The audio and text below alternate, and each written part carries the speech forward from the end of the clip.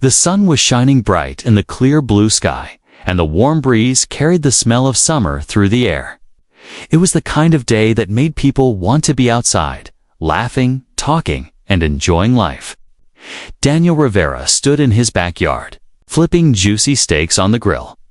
The sizzling sound mixed with the soft music playing from a small speaker on the patio. Every few seconds, the smoky aroma of grilled meat and roasted corn drifted through the yard, making everyone's mouth watered. Family and friends had gathered for a weekend BBQ, a tradition that Daniel loved. His wife Alina moved back and forth from the kitchen to the backyard, carrying trays of freshly made salad, bowls of chips, and bottles of cold soda. Their kids, Sophia and Lucas, ran barefoot across the grass, playing tag with their cousins. Laughter filled the air, loud and pure, like the sound of happiness itself. The table in the center of the yard was already covered with colorful plates, glasses, and homemade dishes brought by guests. There was potato salad from Aunt Rosa, a big jug of lemonade from Daniel's sister Maria, and Elena's famous chocolate cake waiting on the counter inside. It was the perfect afternoon. No rush, no stress, just good food and better company. Daniel loved these moments. For most of the week, he was busy with work, carrying responsibilities that most people couldn't imagine. But today, he was just a father, a husband, and a friend.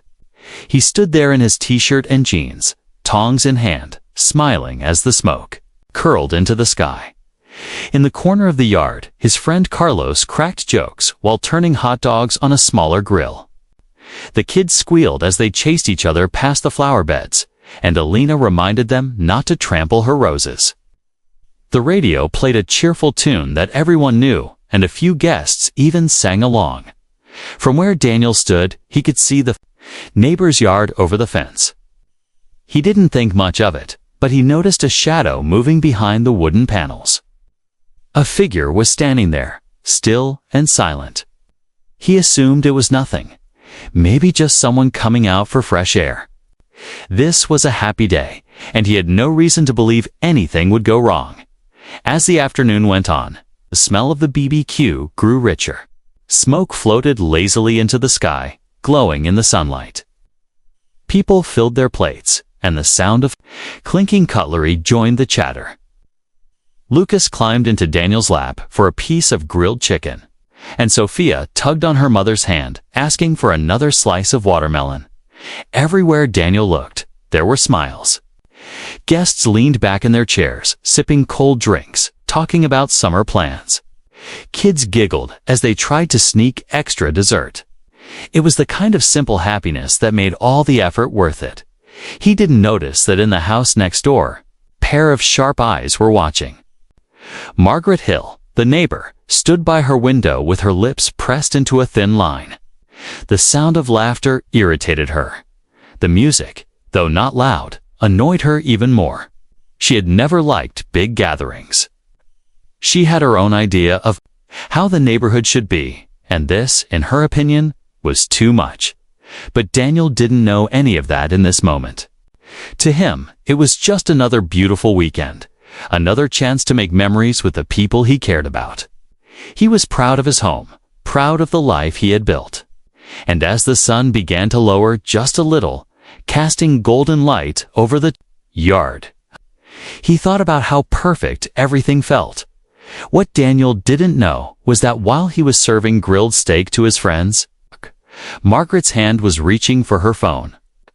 She had already decided that today was the day she would teach them a lesson. She believed the noise, the music, and the smell of the BBQ were too much to handle. And in her mind, there was only one way to deal with it: call the police. But Daniel, completely unaware of the storm that was about to come, only heard the joy of his guests, the playful shouts of his children, and the comforting sizzle of the grill. To him, the day couldn't get any better. He had no idea that this perfect afternoon was only the calm before something unexpected. Something that would make this BBQ unforgettable forever. **** Margaret Hill sat in her living room, the soft hum of her air conditioner, the only sound she liked to hear on weekends. She had lived in this neighborhood for over 20 years, and in all that time, she had made it clear to anyone who would listen that peace and quiet were her personal treasures. She wasn't the kind of neighbor who waved over the fence or joined block parties. She preferred her own company, her neat garden, and her carefully scheduled life. But today, everything felt different. From the moment she stepped outside that morning to water her roses, she could hear the faint clinking of plates and bursts of laughter from the Rivera household. At first, she ignored it. A little noise now and then was normal. But as the hours passed, the cheerful sounds from next door seemed to grow louder, spilling into her yard and her living room through the open window. The smell of grilled meat drifted over the fence, and instead of making her hungry, it only annoyed her more. She muttered under her breath, "They could at least be more considerate. It's not a public park." She poured herself a glass of iced tea, sat on her couch, and tried to distract herself with the news. But the noise, the laughter, the clapping, the music wouldn't fade into the background. It wasn't that Margaret hated the Rivera family. She didn't hate anyone, but she had built up a quiet resentment toward them over the past year. They were friendly, yes, too friendly for her taste. Always hosting little get-togethers, always inviting people over. In her mind, they didn't respect the unspoken rule of keeping to oneself. And Daniel Rivera, there was something about him that rubbed her the wrong way. He carried himself with confidence, maybe too much of it. Margaret's irritation grew as she sat there, staring at the wall. She remembered the time last summer when the Riveras had a birthday party for their daughter, and cars lined the street. It had been too much then, and now it was happening again, at least in her eyes. She walked over to the kitchen window, peeking through the blinds. From there, she could see part of the Rivera backyard. Daniel was laughing with a guest, flipping something on the grill. Children were running across the grass, their high-pitched squeals making her shoulders tense. Music floated through the air, not loud, but cheerful. To someone else, it might have looked like a warm, happy scene. To Margaret, it was an invasion. Her thoughts turned sharper. Why should I have to put up with this? There are rules in this neighborhood. Noise limits, respect for others. She convinced herself that she wasn't being unreasonable. She was protecting the neighborhood's peace. She reached for her phone. At first, her thumb hovered over the screen. A part of her knew this was a step that could cause trouble. Another part, the louder, more stubborn part, told her she was doing the right thing. If I don't say something, they'll think they can do whatever they want, she thought. She dialed 911 when the dispatcher's voice came through. Calm and professional, Margaret adjusted her tone. "Yes, I'd like to report a disturbance," she said. "There's a large, loud gathering next door. Music, yelling, lots of people. I don't know if they're drinking, but it's out of control." She made it sound worse than it was. She left out the part about it being a simple family BBQ, and instead painted a picture of chaos. The dispatcher asked a few more questions, typing quickly. Margaret provided Daniel's address, her voice dripping with disapproval. By the time she hung up, her heart was beating faster. She pulled back her curtain, just slightly, and stared at the Rivera home. She could already imagine the scene. Police cars pulling up, the guests falling silent, Daniel fumbling to explain himself. She pictured him looking embarrassed, maybe even apologizing to her later. In her mind, this was justice. This was setting things right. What she didn't know and couldn't possibly imagine was that her plan was about to backfire in a way she'd never forget. Back in the Rivera yard, the party went on without a clue. Daniel was serving hot dogs to the kids, Elena was refilling drinks, and Carlos was telling another joke that made everyone laugh. It was a normal, happy afternoon for them, but the clock was ticking toward a moment that would change the mood. Completely, Margaret stayed by her window, watching and waiting. She didn't see the joy in the gathering, only the parts that bothered her. She didn't hear the music as cheerful, only as noise. In her mind, the police were coming to fix the problem. She thought this was her moment to take control, to make the neighborhood quieter again. She was so focused on her own plan that she didn't stop to wonder what kind of man Daniel Rivera really was. She didn't know about his past. She didn't know about his new position.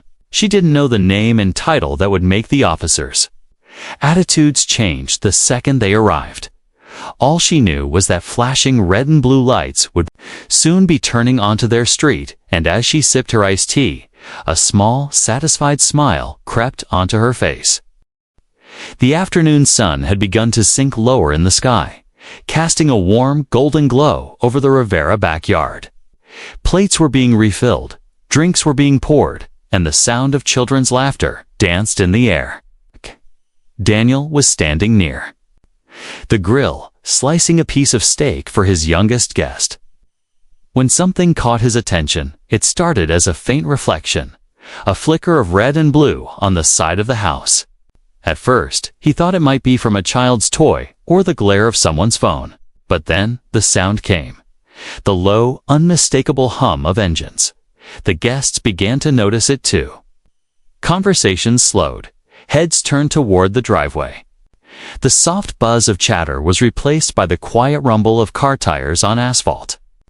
And then, like a sudden shadow over a sunny day, 2 patrol cars rolled to a stop in front of the Rivera home. The flashing lights painted the trees and the fence in alternating bursts of color. The children paused mid-play, staring wide at the scene. Some clutched their parents' hands, unsure what was happening. The music faded to silence as someone quickly reached for the speaker and turned it off. From behind her curtain, Margaret Hill's lips curved into a small, smug smile. This was exactly what she had pictured. In her mind, the officers would step into the backyard, stern-faced, ready to break up what she believed was a disturbance. She imagined Daniel's confident demeanor melting away into embarrassment. Daniel, however, didn't move right away. He stood by the grill for a moment, his eyes fixed on the patrol cars, his face unreadable. Inside his mind, gears turned quickly, not in panic, but in calculation. "Are we in trouble?" whispered Sophia, tugging at her mother's sleeve. Alina gave her daughter a reassuring pat on the head. "No, sweetheart. I'm sure it's nothing." But even she felt a flicker of concern.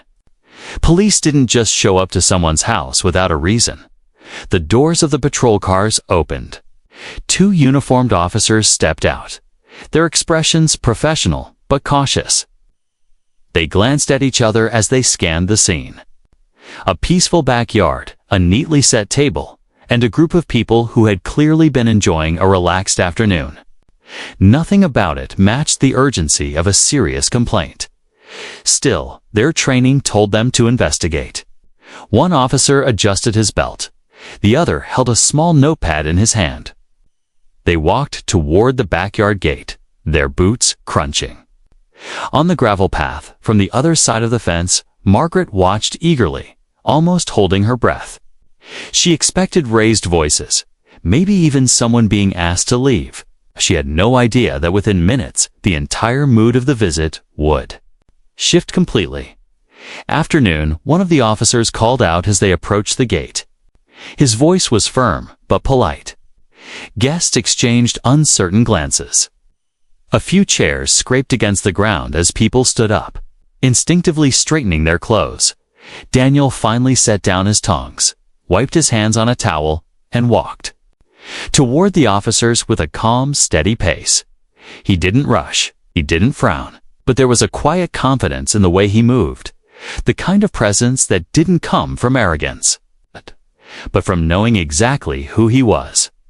"Is there a problem, officers?" he asked, his tone respectful but even. The taller of the 2 officers glanced at his partner before answering. "We received a call about a possible noise disturbance. Thought we'd come check it out." Daniel gave a small nod, as if this confirmed what he had already suspected. Noise disturbance, he repeated, looking around at his guests. The group was now entirely silent, watching the exchange like a scene unfolding on a stage. Yes, sir, the officer replied. A neighbor reported. Loud music and, disruptive behavior. A faint smile tugged at the corner of Daniel's mouth. I see. Behind the curtains, Margaret tilted her head, trying to read the officer's body language. She couldn't hear the words, but she was watching closely. In her mind, things were going exactly as planned. But then Daniel reached into his pocket. Slowly, deliberately, he pulled out his wallet and flipped it open. The officers leaned in to see his identification. And in that moment, something changed.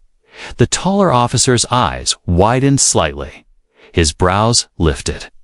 The other officer straightened, his posture shifting from casual professionalism to formal respect. Sir, a taller officer said, his tone now different, almost apologetic. You're the new police commissioner. Daniel nodded once. Yes. Daniel Rivera. I took office last month. A beat of silence passed. The air in the backyard seemed to grow lighter for the guests, but heavier for the officers. From her window, Margaret couldn't see the ID, but she noticed how the officer's demeanor had shifted. The shorter officer cleared his throat. Well, sir, everything looks perfectly fine here. Sorry for the interruption. We didn't realize, no harm done, Daniel interrupted politely. You were just doing your job. He gestured toward the grill. You're welcome to have a plate before you head out.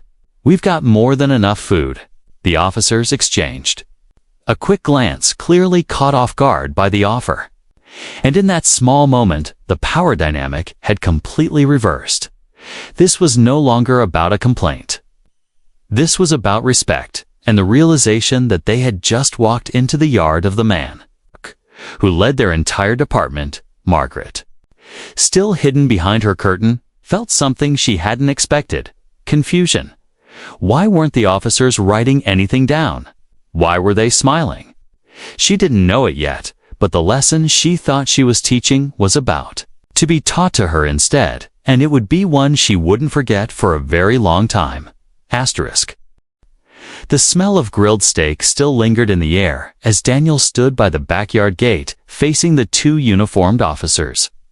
The scene just moments ago, filled with laughter and chatter, had gone still, as if the entire party was holding its breath. Even the children, sensing something unusual, stayed quiet, their curious eyes peeking out from behind their parents. Daniel's calm voice carried easily in the silence. You mentioned a noise complaint. Kay asked again, though now there was a faint trace of amusement in his tone.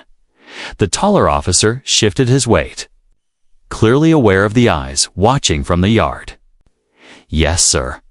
A neighbor called it in. Said there was loud music and possible disruptive activity. His voice grew softer at the last words, as though he already knew how far from reality that claim was. Daniel glanced around at the tidy backyard, the neatly arranged table covered with plates of food, the grill still sizzling, and the guests who had all paused mid-bite. Does this look disruptive to you, officer? His words were polite, but there was a firmness beneath them, the kind that didn't demand respect, but naturally earned it. The officer gave a quick, almost sheepish smile. No, sir, not at all. Behind the wooden fence, just a few meters away, Margaret Hill was still at her post by the window. She could only see bits and pieces of what was happening the officer's shoulders. Daniel's stance, but she was sure things were going according to her plan. She imagined the officers explaining that the party needed to quiet down, maybe even telling everyone to start wrapping things up. Her fingers tightened around the edge of the curtain as she leaned forward. Inside the yard, the second officer spoke up, his voice carrying a note of respect that hadn't been there before. Commissioner Rivera, we weren't aware this was your residence. Our apologies for the interruption. The words hung in the air for a moment, Some guests blinked in surprise. Others exchanged looks as if silently saying, "Commissioner." Lena, standing just a few steps away, allowed herself a small, proud smile. She had known this moment would eventually come, the day Daniel's new role would be revealed in an unexpected way. But she hadn't imagined it would be in their own backyard, with half the neighborhood watching from behind curtains. Daniel didn't bask in the recognition. He simply gave a short nod. No need for apologies. "I'm sure you were just responding to a call. That's your job, and you're doing it." His voice was steady, almost warm. Then he added, "Though I'd be curious to know exactly how the call was described." The taller officer cleared his throat, glancing briefly at his notepad. Caller said there was loud music, shouting, a large crowd, and potential alcohol-related disturbances. Daniel's eyebrows lifted slightly. Potential alcohol-related disturbances. He gestured toward the drinks table, where soda bottles, lemonade, and sparkling water sat in a neat row. "That's an interesting way to describe a jug of homemade lemonade." A few guests chuckled quietly, tension beginning to ease. The officers relaxed too. The younger one even smiled. "Honestly, sir, it's clear this is just a family gathering. Nothing wrong here." Daniel took a step closer to the gate, his voice lowering just enough to make it clear this wasn't for show. "Next time you get a call from this address, I'd appreciate it if you remember this moment. I run a clean home. My gatherings are respectful, and while I won't stop you from doing your job, I also won't have my family treated like a problem when there isn't one." Both officers nodded firmly. "Understood, sir." Daniel's tone softened again. "Good. Now, will you have a plate before you go?" He gestured toward the grill. "Steak, ribs, corn on the cob. Best in the neighborhood." The taller officer hesitated, but the younger one grinned. Well, it would be rude to say no, wouldn't it? In a matter of seconds, the tension dissolved completely. Alina handed out 2 paper plates, loading them with generous portions. The officers thanked her, their earlier formality now mixed with genuine friendliness. Through her window, Margaret's smile began to fade. She didn't understand what she was seeing. Why weren't the officers leaving with a warning for the Riveras? Why were they eating? She pressed closer to the glass, trying to catch a word, but the laughter from the backyard drowned out the muffled voices. The sight of the officers sitting at the edge of the table, chatting with guests, was not the victory she had imagined in the yard. Daniel moved among his guests again, the earlier interruption now turning into a story that people would tell for years. Remember the time the police came to Daniel's BBQ and left with full stomachs? Carlos joked loudly, and everyone laughed. The officers finished their food, thanked Daniel again, and assured him there was no issue here whatsoever. As they left, Daniel walked with them to the driveway, shaking their hands like old friends. From her window, Margaret stepped back slowly, her plan crumbling in her mind. She had called the police to embarrass Daniel, to shut down the party, to prove her point. Instead, the scene had ended with more laughter than before, and the realization that Daniel Rivera was someone far more important than she had guessed. But in Daniel's eyes, this wasn't about showing off his title. It was about protecting his family's peace, showing his guests that they had nothing to fear, and reminding everyone, even a difficult neighbor, that respect would always be met with dignity. Margaret didn't know it yet, but her day was about to get even more uncomfortable, because in this neighborhood, word traveled fast, and by tomorrow morning, everyone would know exactly who lived next door to her. The sun had dipped lower, casting long shadows across the Rivera backyard. The laughter from moments before still lingered in the air, but now it had a different flavor, richer, livelier, almost triumphant. Guests were relaxed again. Their earlier unease gone as the 2 officers, plates in hand, enjoyed slices of steak and ribs before preparing to leave. Daniel stood near the driveway, talking with them in a calm, steady voice. The conversation wasn't about accusations or complaints. Anymore, it was friendly, even warm, but with an undercurrent of respect that the officers didn't give to just anyone.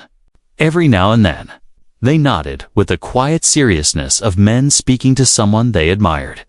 Inside the yard, Lena poured more lemonade into glasses, her hands moving with ease now that the tension had lifted. The guests leaned toward one another, whispering in tones that carried a mix of surprise and excitement. "Did you hear what they called him?" Aunt Rosa said, her voice barely above a whisper. "Commissioner," Carlos replied, shaking his head with a grin. "Daniels, the new police commissioner."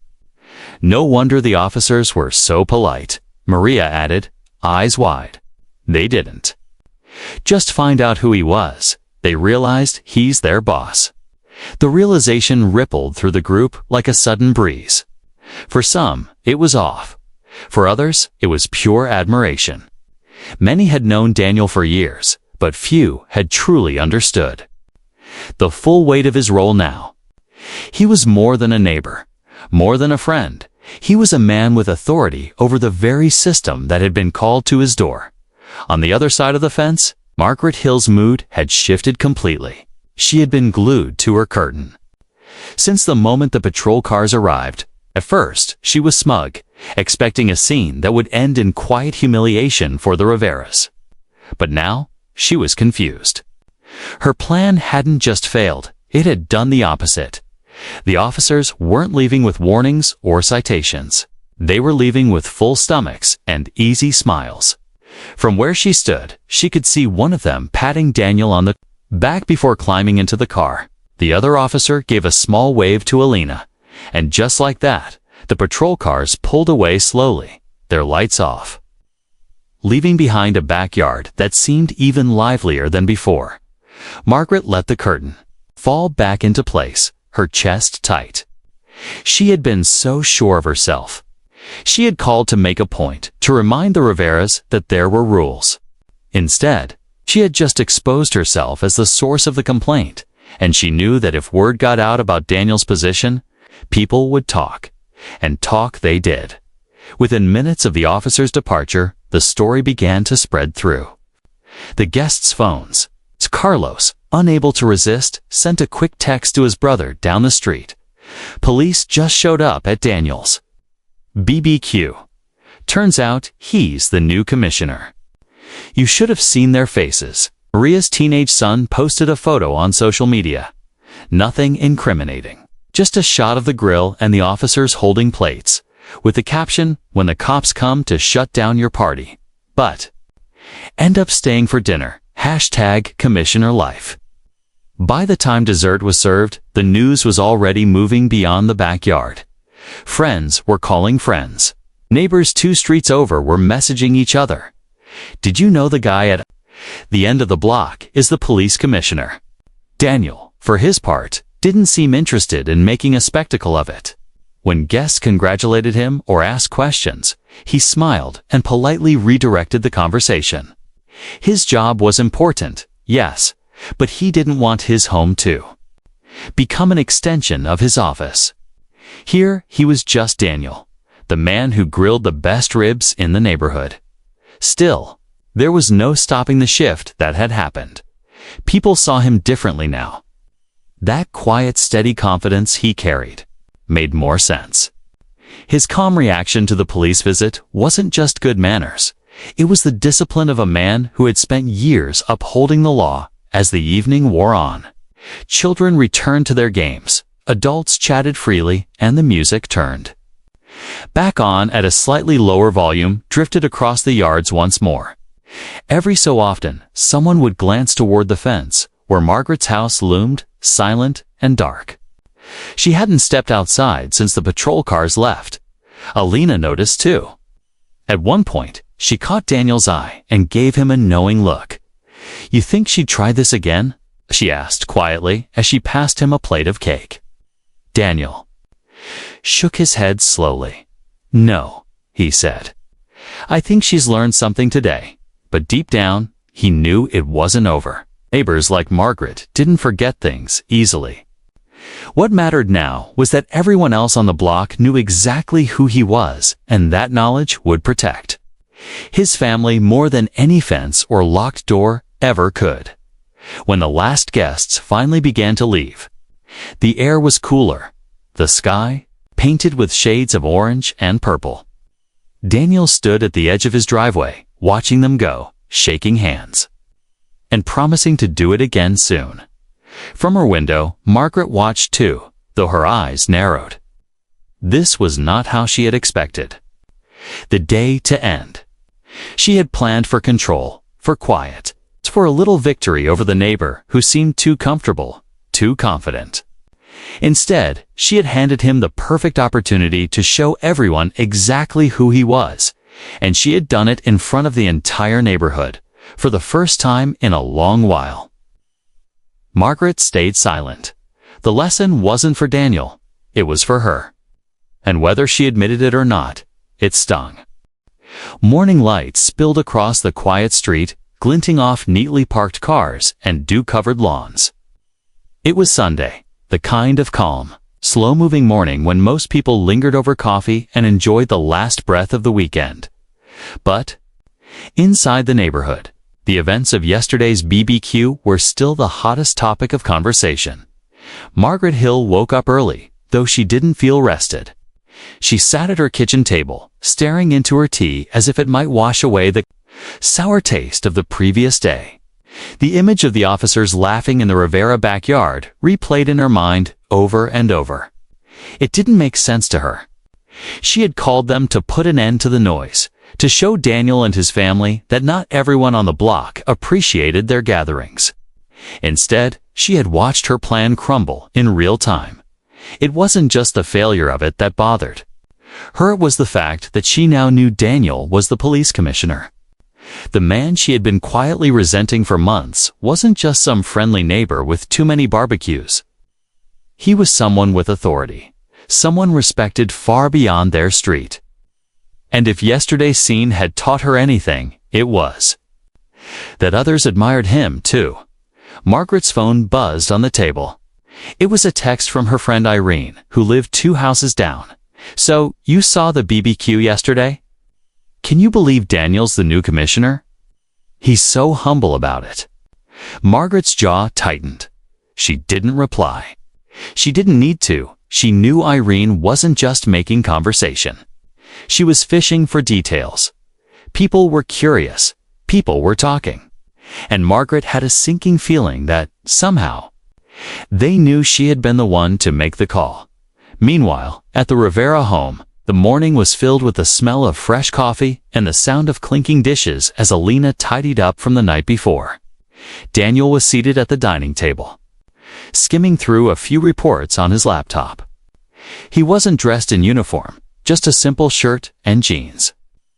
But there was still an air of quiet authority about him. Alina brought him a cup of coffee and smiled. "I'm still getting messages from people about yesterday," she said. "They keep saying how proud they are to have you here." Daniel chuckled softly. "I didn't do anything special," he replied. "Just treated the officers like people doing their job." "That's exactly why they respect you," Alina said, placing her hand briefly on his shoulder out in the neighborhood. The story was evolving. Some neighbors were telling it with a mix of humor and admiration how the police were called to a family BBQ, only to discover it was hosted by their new boss. Others told it like a little parable about minding your own business, hinting at the obvious truth that someone, though they wouldn't name names, had tried to stir trouble and failed at the local cafe on the edge of the block. 2 men who lived nearby were talking over breakfast. "I heard Margaret was peeking through her curtains the whole time," one said with a smirk. The other shook his head. "Figures. She's always been the type to complain. But now, she's probably regretting it." Back at Margaret's house, the blinds stayed closed for most of the day. She kept herself busy with chores, avoiding the street, avoiding the chance of bumping into anyone. She didn't want to see the look in their eyes, the mix of knowing and amusement. She could almost hear their unspoken words. You tried to take him down, but you only made him look better. But hiding didn't change the fact that the balance on the street had shifted. For years, Margaret had been a quiet enforcer of her own unwritten rules, quick to point out when trash bins were left out too long, when lawns were overgrown, when music played a little too late into the night. People tolerated her sharp remarks because they preferred to avoid conflict. She liked to think it was her way of keeping order. Now, things were different. People weren't looking to her anymore. If anything, they were rallying around the Riveras. The same neighbors who once might have stayed silent when she complained were now openly praising Daniel for his composure, for the way he handled the situation without turning it into a fight. By Monday morning, the ripple effect had grown. Even people who hadn't been at the BBQ knew the story. Some approached Daniel in the driveway when he came home from work that evening. Commissioner Rivera, a man from across the street, said warmly, "Just wanted to say, it's good to know we've got someone like you here." Daniel shook his hand. "I'm just your neighbor, Bill," he said with a smile. "You don't have to call me commissioner here." But the respect was already cemented. The title had weight, and it carried into every interaction now. Margaret saw it from her window. That easy way Daniel connected with people. No arrogance, no superiority, just calm confidence. And she hated to admit it, but it made her own actions look smaller, petchier, and meaner by the day. The next weekend came quickly, and with it, the sound of laughter once again spilling over the Rivera fence. It wasn't a full BBQ this time. Just a small group of friends visiting. Still, Margaret felt the familiar irritation rising. But this time, she didn't reach for her phone. She simply closed her window and sat back down at her kitchen table. For the first time in years, she realized she wasn't in control of the street's atmosphere anymore. Daniel was. Not because he demanded it, but because he had earned it, and because her own attempt to undermine him had only strengthened his standing in her quiet kitchen. Margaret sipped her tea and told herself she'd moved on. But in the silence, she knew the truth. The balance of the neighborhood had shifted forever, and there was no going back. The following Saturday arrived with a sky so clear it looked like glass, and the air carried that gentle warmth that invited people outside. In the Rivera household, the scent of marinated meat and freshly baked bread drifted through the open windows. Lena was at the kitchen counter, chopping vegetables for a colorful salad, while Daniel prepared the grill in the backyard. This time, the BBQ wasn't just for family, it was for the neighborhood. Word had spread during the week, and several neighbors had asked if they could stop by.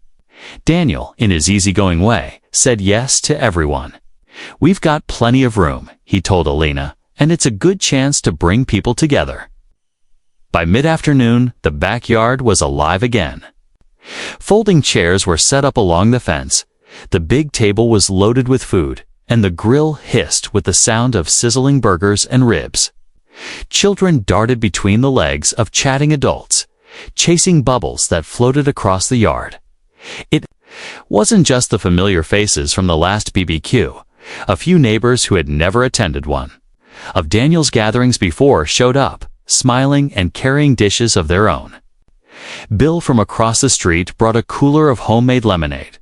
Irene, who lived 2 houses down, brought a peach pie. Even quiet, reserved Mr. Lee from the corner came by with a tray of dumplings. Daniel greeted everyone the same way, with a handshake, a smile, and a plate of food. His warmth wasn't the kind that came from position or title. It came from genuinely wanting people to feel welcome, and people noticed. From her kitchen window, Margaret Hill saw the gathering forming. She had told herself all week that she wasn't going to care about it, that she would keep to herself and ignore the noise. But as she watched the neighbors walking toward the Rivera home, carrying food and gifts, she felt something she hadn't expected. Loneliness. She had always told herself that she didn't need these gatherings, that she preferred her own quiet. company. But seeing everyone together, laughing, talking, sharing food, stirred something in her. She knew, deep down, that she wouldn't be invited. Not after last weekend. Not after she had called the police on what everyone now described as the nicest BBQ they'd ever been to. In the Riviera yard, the conversation naturally turned toward the events of the previous week. Someone joked, "We should have called the cops again. Maybe they'd bring dessert this time."